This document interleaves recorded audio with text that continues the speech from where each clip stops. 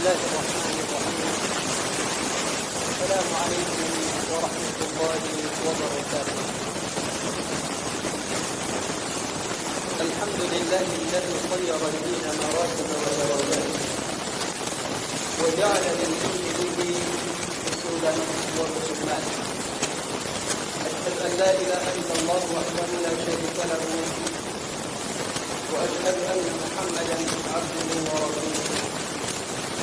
اللهم صل وسلم وبارك على عبدك ورسولك محمد وعلى آله وصحبه وسلم تسليما كثيرا. قال الله تعالى: الحمد لله الذي أنزل على عبده الكتاب ولم يجعل له عوجا قيما. Seluruh puji bagi Allah Subhanahu wa Ta'ala yang telah menurunkan dan Al-Quran kepada Nabi kita Nabi Muhammad sallallahu alaihi wasallam. Walam yaj'al lahu iwaja. Al-Quran yang diturunkan oleh Allah Subhanahu wa Ta'ala pada Nabi kita Nabi Muhammad sallallahu alaihi wasallam merupakan wahyu Allah Subhanahu wa Ta'ala yang lurus. Tidak ada kebenaran, penyimpangan.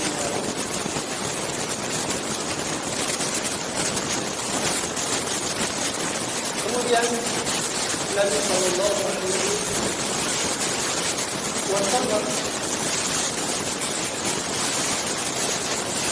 pernah bersabda,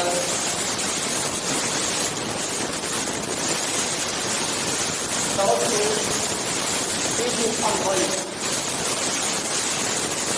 lan tadillu ma in tamassaktum bihima, kitabullah wa sunnah."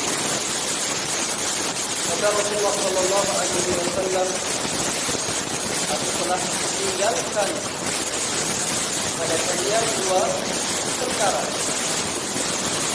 yang mana jika kalian berpegang teguh dengan dua perkara ini, maka kalian tidak akan sifat selama-lamanya, yaitu kitabullah wa sunnah, yaitu sunnah Rasulullah sallallahu alaihi wasallam.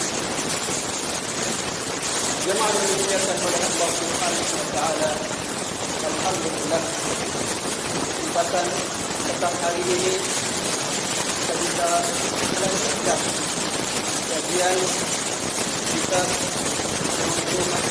Ar-Rahiyah yang disusun oleh Imam Al-Zaidani dan yang disyarah oleh Sayyidina Abdul Razak Al-Abbas. Hafizahullah Ta'ala wa ahsana umrahna ala taqwa al-Qur'an. Meskipun tempat terharam atau tempat secara Allah dan sah. Jemaah yang dimuliakan oleh Allah Subhanahu wa Ta'ala, barang siapa yang menimpa satu penyakit, di saat itulah dia akan merasa berharganya yang namanya kesehatan. Oleh karenanya, para pujangga atau ahli hikmah mengatakan kesehatan yang merupakan mahkota yang mana mahkota ini sangat mahal, tidak bisa dibeli. Oleh karenanya, hendaklah kita selalu bersyukur kepada Allah Subhanahu wa Ta'ala setiap keadaan kita, baik kita di dalam keadaan sehat atau dalam keadaan sakit, dalam keadaan sempit maupun dalam keadaan lapang. Semoga Allah Subhanahu wa Ta'ala selalu memberikan taufiknya kepada kita senantiasa mampu menambah ketaatan kepada-Nya. Amin ya rabbal alamin. Jemaah yang dimuliakan oleh Allah Subhanahu wa Taala, kita kajian yang lalu kita sudah sampai pada bait yang mengatakan wada' anka radyan la ilahin min atam. Tinggalkanlah pendapat-pendapat yang tidak sesuai dengan asal, yaitu tidak sesuai dengan hadis-hadis Nabi sallallahu alaihi wasallam, ataupun tidak sesuai dengan pendapat-pendapat pendahulu kita di kalangan para sahabat, tabi'in dan tabi'un tabi'in. Al-athar jemaah yang dimuliakan oleh Allah Subhanahu wa taala, penggunaannya lebih umum dari kata al-hadis. Kalau hadis itu ulama al-hadis, ketika mengatakan al-hadis maka maksudnya adalah ma ulifa ila Nabi sallallahu alaihi wasallam, apa yang dipandarkan kepada Nabi sallallahu alaihi wasallam. Adapun khabar lebih umum, ya, yang mana tidak dibuktikan oleh sebagian ulama makhluk pada Nabi sallallahu alaihi wasallam dan sahabat, apa yang dipandarkan kepada Nabi sallallahu alaihi wasallam dan kepada para sahabat. Adapun yang terakhir yaitu al-athar lebih umum, bisa bermakna hadis, bisa bermakna perkataan para sahabat, dan juga bisa bermakna perkataan orang-orang yang datang setelah para sahabat. Kemudian jemaah yang dimuliakan oleh Allah Subhanahu wa taala tadi dikatakan wada' anka radyan la ilaha atam. Tinggalkanlah pendapat-pendapat yang tidak sesuai dengan hadis-hadis Nabi sallallahu alaihi wasallam. Ini mafhumnya. Kalau begitu, kita bisa mengambil mafhum dari kalimat ini. Apa mafhumnya? Oh, berarti kalau ada pendapat-pendapat yang tidak sesuai dengan hadis Nabi sallallahu alaihi wasallam, akan ada pendapat-pendapat, ya, hasil pemikiran yang sesuai dengan hadis-hadis Nabi sallallahu alaihi wasallam. Maka Syekh mengatakan di sini, فإذا كان الرأي لا يوافقه الأثر، أي ليس في الأثر ما يدل عليه وليس مبنيا على دلالة الأثر، فهذا دعك عنه واحذره. Apabila pendapat tidak sesuai dengan asar dan tidak ada hal-hal yang menunjukkan, yang menunjuk kepada asar, bahkan tidak ada dasarnya dari asar, maka tinggalkanlah pendapat tersebut. فنبه بهذا على أن الرأي منه ما هو محمود. Nah, ini yang kita katakan tadi. Syekh mengatakan berarti ada pendapat-pendapat yang sesuai dengan asar, yaitu sesuai dengan hadis-hadis Nabi sallallahu alaihi wasallam. Wa anna ar-ra'y al-mahmud. Nah, bagaimana sekarang, mana yang dimaksud dengan apa? Pendapat yang sesuai dengan asar.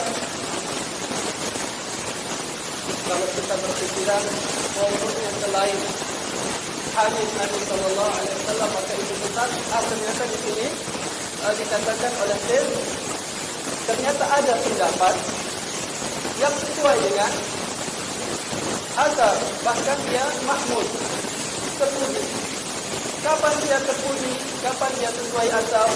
Wa ma kana lakiman lil asari wa qifan lahu madniyan alaihi. Ketika pendapat itu sesuai dengan dalalah hadis-hadis Nabi sallallahu alaihi wasallam, atau merupakan kesimpulan dari kumpulan hadis-hadis Nabi Sallallahu Alaihi Wasallam, kemudian muncullah pendapat, maka ini yang dituju. والرأي الذي لا يلائمه الأثر مبني على تقلي أصحابه وأربابه عن السنة. Adapun pendapat yang tidak berdasarkan hadis-hadis Nabi Sallallahu Alaihi Wasallam adalah pendapat yang semata-mata merupakan hasil pemikiran oleh manusia yang mana mereka meninggalkan sunnah, tidak mau mengiring kepada sunnah. A'yatuhum sunnah an yahfazuha, yang mana mereka ini dari awalnya memang tidak bisa memahami sunnah, tidak bisa menghafalnya. Akhirnya sudah kita cari jalan pintas. Anak tidak bisa menghafal hadis, tidak bisa memahami hadis, sudah anak pakai akal saja. Wa a'yahum hamluha wa a'malu bihi. Akhirnya apa? Mereka lebih meningkatkan akal-akal pikiran mereka. Di sini Syekh menyebutkan perkataan Ibnu Qayyim rahimahullah taala yang mana lumayan panjang apa yang beliau bahas tentang akal yang majmuk. Kapan dikatakan akal itu tercela? Ibnu Qayyim menjelaskan di sini ar-ra'yul batil anwa'un. Pendapat-pendapat yang tercela, pendapat yang batil, yaitu bermacam-macam.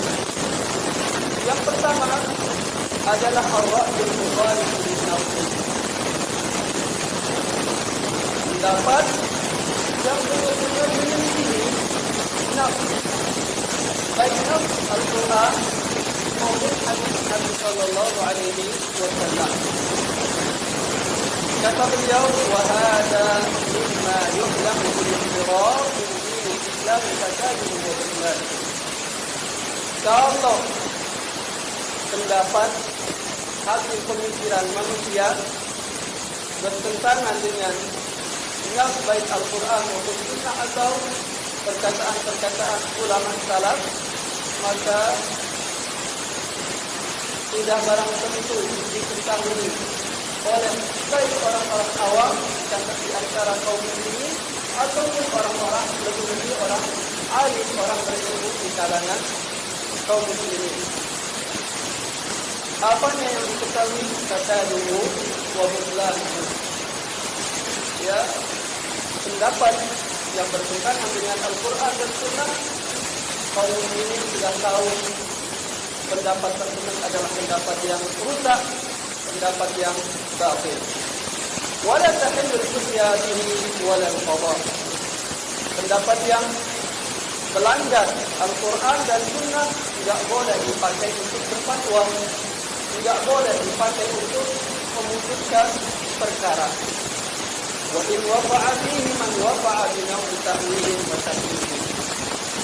Meskipun terkadang orang jatuh pada pendapat yang majmuk ini dikarenakan ada takwil atau dikarenakan dia takwil, tetap tidak boleh dipakai untuk berfatwa, tidak boleh dipakai untuk memutuskan perkara. Karena ini sudah terang-terangan melanggar Al-Quran dan melanggar sunnah-sunnah Nabi Sallallahu Alaihi Wasallam. Kemudian yang kedua, pendapat atau akal pikiran yang tercela. Yang berikutnya adalah huwa al-kalamu fi din bil qasd wa dhann. Berbicara di dalam agama dengan cara apa? Menebak-nebak dan dengan cara sangkaan. Ma'at tafriq wa tafsir fi ma'rifati an-nusus wa fahmiha wa istinbat al-ahkam minha. Dia mentafsirkan ayat-ayat Allah Subhanahu wa taala, mentafsirkan sunnah Nabi sallallahu alaihi wasallam, atau mengeluarkan pendapat ya dengan keadaan dia malas untuk mencari mana sih ayat-ayat yang harusnya kita pakai untuk berdalil, mana hadis-hadis yang kita pakai untuk berhujjah, sehingga dia memakai pertanyaan saja, atau dengan al-qarn, dengan apa? Dengan cara menebak-nebak saja. Oh mungkin begini, oh mungkin begitu. Tidak mau berusaha untuk mencari, membuka Al-Quran, membuka hadis-hadis Rasulullah SAW, kemudian menyimpulkan hukum. Ya, ini yang kedua, ini juga merupakan ar-ra'yu al-mazmum, pendapat atau hasil pemikiran yang tercela.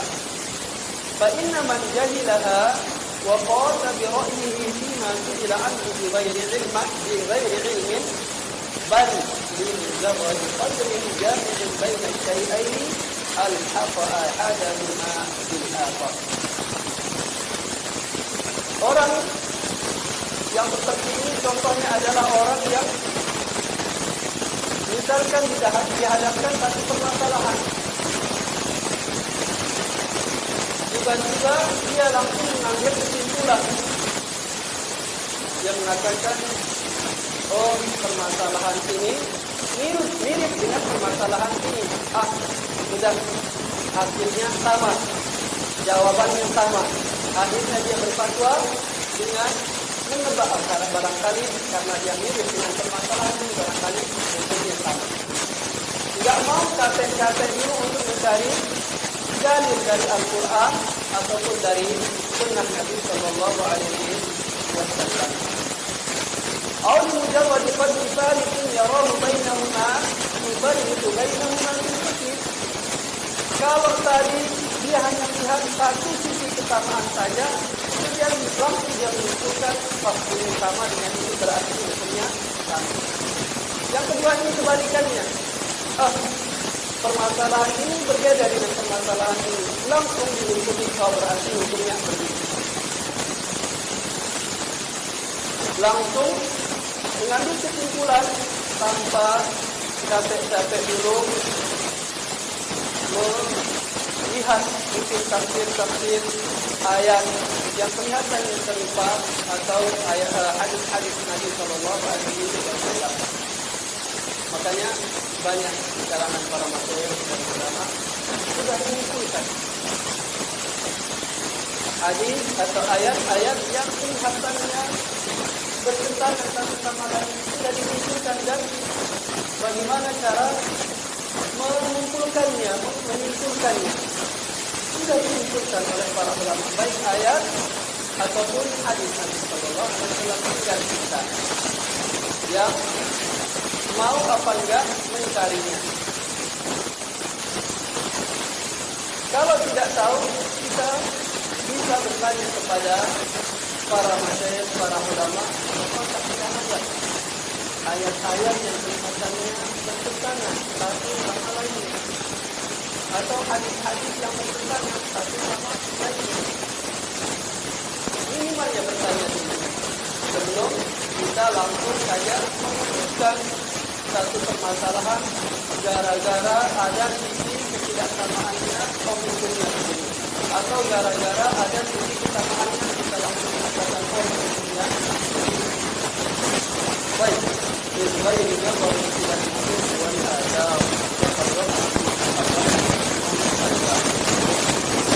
jadi yang kedua juga pendapat yang bagus karena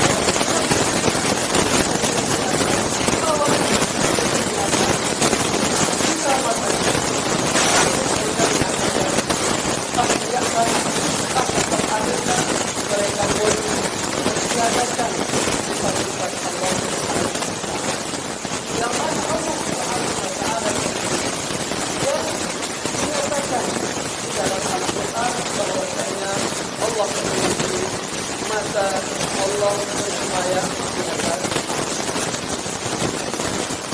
Nah, pendapat ahli filsafat dan pendapatnya orang-orang ahli mantik ini ternyata diikuti oleh sebagian muslim dari kalangan al-Jahmiyah. Kelompok ini dikuasai oleh Jahmiyah. Begitu juga dengan al-Mu'tazilah, ya, dengan wal Qadariyah, wa man wa'ala. Kelompok atau firqah ini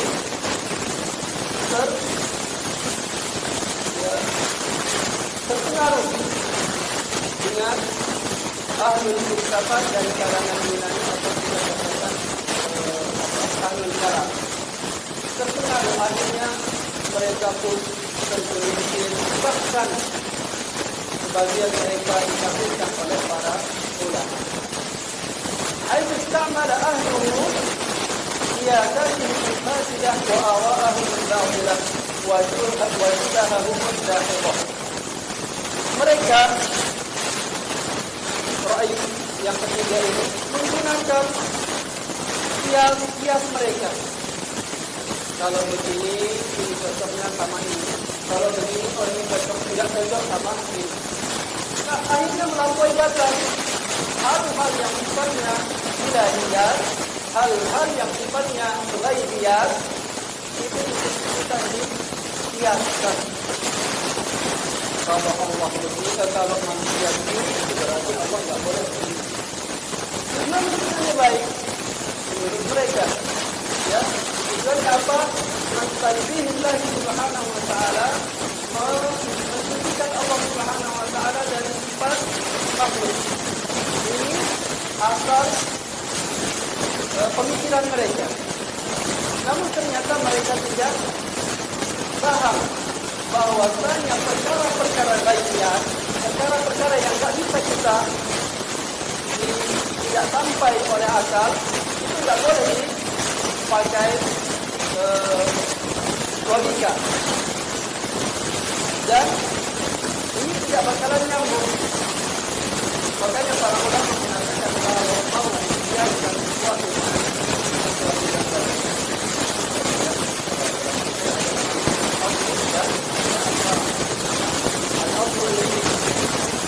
asal yang para kita lihatkan pada asal yang di dalam segala sesuatu yang kita adalah nomor. Asal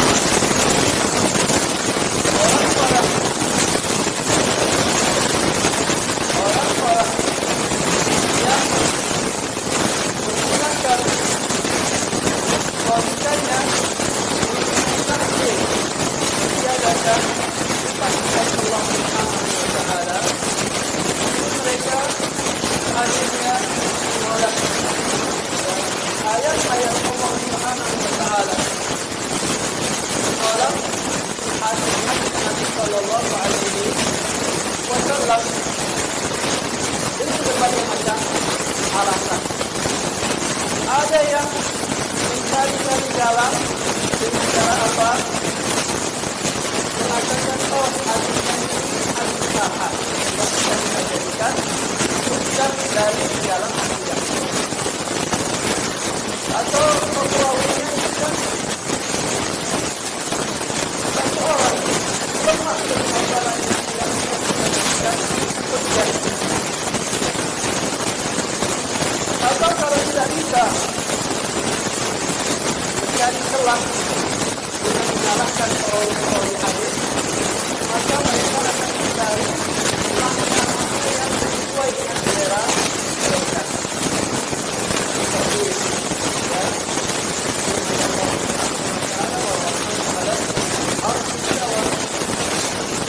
dan di beberapa ayat ditopang oleh ayat-ayat yang lain.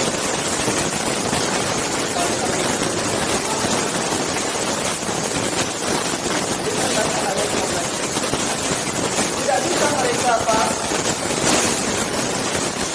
Menyelesaikan para periwayat ayat saya ayat ada rawi secara mutawatir. Juga ada beberapa rawi. Tapi kalau ayat dikatakan rawi adalah rawi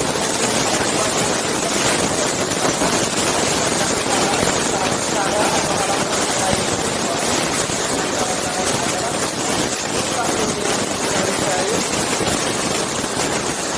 makna yang lain sesuai dengan tawa yang tawa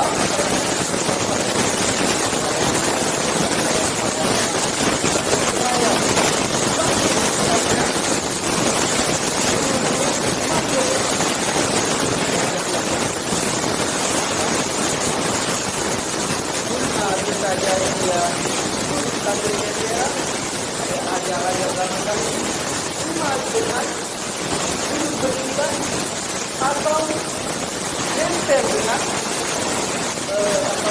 tempat itu. Akhirnya mereka bilang tidak dengan kalimat ini. Ternyata setelah mencari dan tidak ketemu akhirnya bahir yang tidak jelas asal usulnya pun pada itu terjadi. Mereka mengatakan bahwa ala al-Iraq di ghairi haythu walad dan Isra. Jika orang penguasa bahwa penguasa Islam dari sini mereka mengetahui ternyata ada dalilnya bahwasanya bahwa maknanya adalah menguasai, bukan bermakna sembahyang. Pasti dapat karena sesuai selera mereka. Kemudian jemaah yang dijaga oleh Allah Subhanahu wa Ta'ala, seperti yang kita bilang tadi, kalau mereka tidak bisa mencari pulang dari yang pertama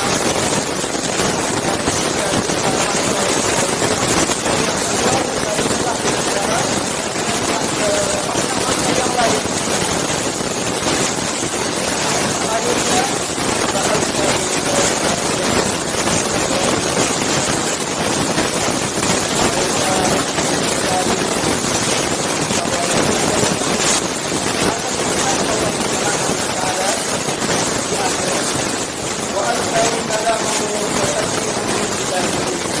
mereka mencari bahwasanya Allah Subhanahu wa Ta'ala bercakap berbicara dengan makhluknya dalam wilayah kekayaan. Mereka juga mencari bahwasanya Allah itu tidak bersatu dengan alam adanya.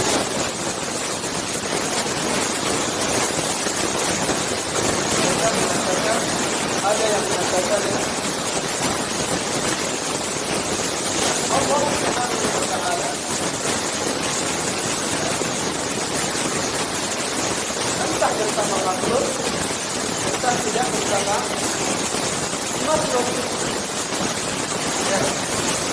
Ada yang mengatakan Allah itu tidak bertempat, tidak di atas, tidak di bawah, dan tidak ada bagaimana ada pulau. Begitu juga mereka mengingkari bahwa Allah Subhanahu wa taala di atas arasnya, mengingkari uluwwah ala al-makhluqat.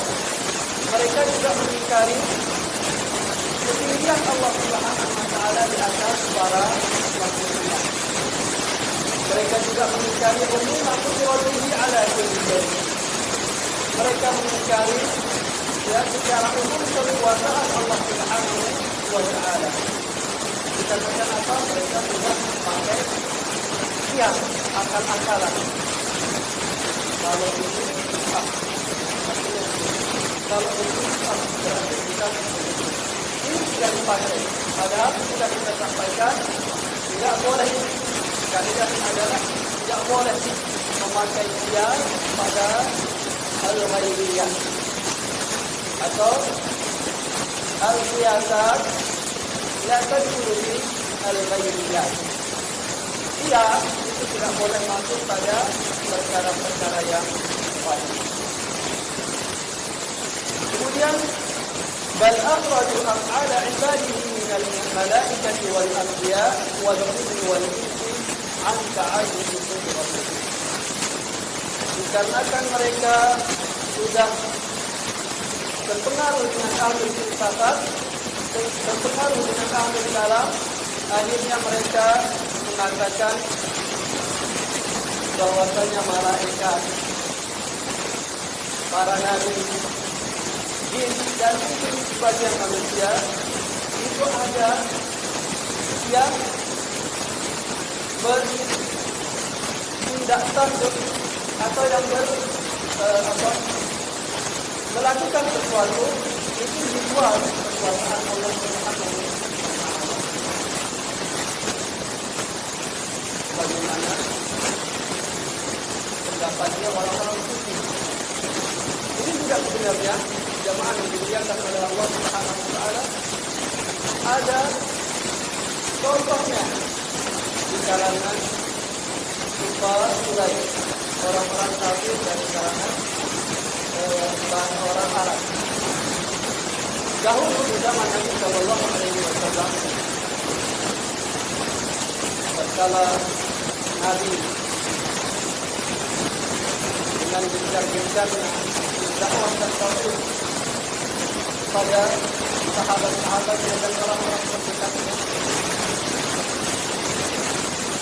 mereka banyak negosiasi. Awal-awalnya mereka mengatakan Muhammad, ya, kita boleh berdakwah, tapi jangan ganggu bahan-bahan kita. Kita boleh berdakwah, tapi jangan rendahkan orang-orang tua di antara kami, orang-orang tua. Kita boleh berdakwah, tapi jangan anggap orang-orang kaya atau kaulah muda, orang-orang muda di antara orang-orang yang diangkat. Itu lagi, akhirnya sampai pada permasalahan yang kaitannya dengan al-uluhiyah. Mereka secara ditentukan oleh Allah apa saja menyembah benda-benda yang mereka itu sangat butuh dengan Allah Subhanahu wa taala atau makhluk yang dengan Allah Subhanahu wa taala. Mereka mengatakan ma nahnuhum illa yuqarribuna ilaihi, kami tidak memakai dan kami mendekatkan diri lewat perasaan mereka kepada Allah Subhanahu wa taala. Pada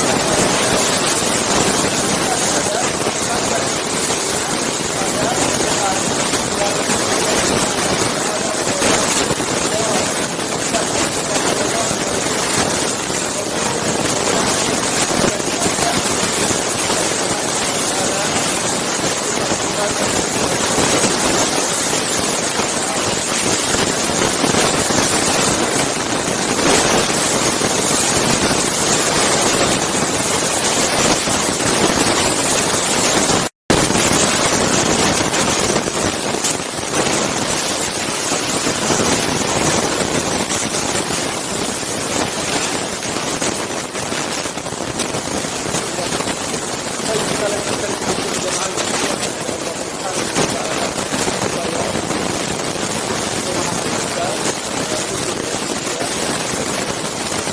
baik. Beliau Abu Bakar bin Abdul Muhsin Al-Abbad melanjutkan orang yang jahil, orang-orang yang menggunakan akal pikirannya untuk apa? Mentiadakan sifat-sifat Allah Subhanahu wa taala dengan kias-kias yang batil. Mereka apa? Arrafu bi ajli man yusiru an mawadhiha wa akhrajuha an ma'aniha wa haqa'iqiha bi ra'yi al-jarrah alladhi haqiqatuhu annahu sifat al-alfaz. Mereka mentahrif nas baik dari Al-Quran maupun nas dari Al-Hadis, merubah, menyelewengkan makna-maknanya. Yang seperti kita contohkan tadi, Ar-Rahmanu 'alal 'arsy istawa dirubah dengan arti al-istawla. Yang nas yang mengatakan Allah sami'un basir, misalnya Allah Maha mendengar dan Maha melihat. Bukan mendengar maksudnya, bukan melihat maksudnya, tapi berdiri dan berzikir. Orang semacam ini pendapatnya atau akal pikirannya dikatakan adalah apa? Sampah. Hakikatnya adalah sampah. Tidak layak untuk dipakai. Karena apa? Kalau orang menggunakan cara seperti ini, dia akan menjadikan hati-hati manusia akan menjadi apa? Cukukan, menjadi ragu semua. Wal alamat fasada. Orang yang semacam ini akan menjadikan alam semesta ini akan menjadi hancur. Wa kullu man lahu makkatun min aqlin ya'lamu anna fasada al-alam wa faradahu innama nas'al ala al-wahid. Orang yang pernah belajar, sedikit kata itu. Orang yang pernah belajar, meskipun baru belajar, tahu bahwasannya yang namanya mendahulukan akal daripada wahyu, mendahulukan akal dari Al-Quran dan Sunnah daripada Al-Quran dan Sunnah, ya, hal semacam ini merupakan apa? Penyebab kerusakan alam, merupakan penyebab hancurnya alam semesta. Wa mastahkama hadha min aslan fasidan fi qalbin illa tahkama hadatahu. Tidaklah dua cara berpikir ini, yaitu mengedepankan hawa nafsu dan mengedepankan akal, tidaklah kuat di hati manusia, ya, kecuali manusia tersebut akan benar-benar binasa. Wa fi ummatin illa fasada amruha akan fasadi. Cara berpikir yaitu mengedepankan akal pikiran dan mengedepankan hawa nafsu, jika dipakai oleh umat semuanya, secara otomatis umat tersebut akan hancur hancurnya. Jadi jemaah yang dimuliakan oleh Allah Subhanahu wa taala, cara berpikir, hasil cara berpikir yang ketiga ini merupakan cara yang rusak, kata Syekh, dan merupakan sebab kehancuran alam semesta. Baik, barangkali itu yang bisa kita sampaikan pada kesempatan petang hari ini. Semoga Allah Subhanahu wa taala mengukuhkan iman kita di atas sunnah Nabi sallallahu alaihi wasallam, di atas apa yang datang dari Al-Quran dan hadis Nabi sallallahu alaihi wasallam, menghidupkan kita di atas Islam dan iman, dan mewafatkan kita juga di atas keduanya. Hada wa sallallahu ala nabiyyina Muhammad wa ala alihi wa sahbihi wa sallam tasliman katsira wa akhiru da'wana Alhamdulillahirabbil alamin.